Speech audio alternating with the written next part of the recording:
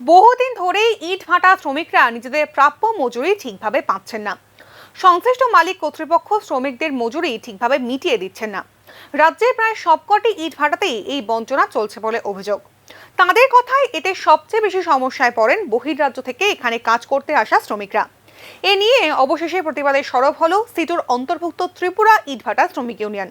এ ব্যাপারে শ্রমিকরা চাইছেন রাজ্য শ্রম দপ্তরের হস্তক্ষেপ। এই মর্মে সোমবার ইটভাটা শ্রমিকরা সংঘবদ্ধ হয়ে আগরতলার অফিস লেনে রাজ্য শ্রম অফিসের সামনে গণ অবস্থানে বসেন।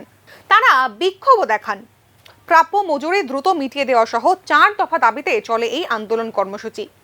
এ ব্যাপারে সিটুর রাজ্য সম্পাদক শঙ্কর প্রসাদ দত্ত বলেন, অতীতে এ সমস্যা ছিল না, যথাসময়ে মিটিয়ে দেওয়া হতো ইটভাটা শ্রমিকদের প্রাপ্য মজুরি। কিন্তু বর্তমানে বিজেপি সরকারের আমলে ইটভাটা শ্রমিকদের মজুরি নিয়ে সংশ্লিষ্ট মালিক কর্তৃপক্ষের টালবাহানা বেড়েই চলেছে।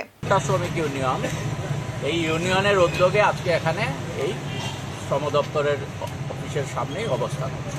আপনারা জানেন যে আমাদের রাজ্যে যে ইটভাটাগুলো হয়েছে, এই ইটভাটার শ্রমিকরা যখন বামফ্রন্ট সরকার থাকতো তখন ওই যে সময় শীতকালীন সময় ইট উৎপাদিত হতো, উৎপাদনের পর তারা যখন বাড়ি চলে যেতেন, বিশেষ করে মাইগ্রেন্ট ওয়ার্কার বাইরের রাজ্য থেকে যারা আসতেন, তাদেরকে শ্রম দপ্তরের অফিসারের সামনে, ইন্সপেক্টরের সামনে তাদের কত মজুরি হয়েছে সমস্ত কিছু তারা বুঝে নিতেন, টাকা পয়সা ফেরত পেতেন এবং যাওয়ার ক্ষেত্রে তাদের যে খরচপত্র আছে এই সবটাই দেওয়ার ব্যবস্থা হতো।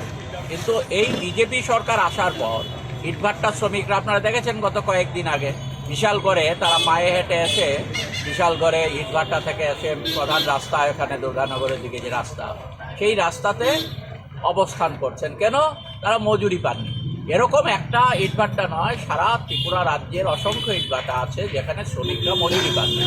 এই অপদার্থ একটা।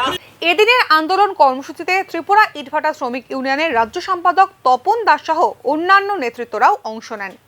এরা সবাই ইটভাটা শ্রমিকদের সমস্যাগুলো দ্রুত নিরসনে রাজ্য শ্রম দপ্তরের হস্তক্ষেপ চেয়েছেন।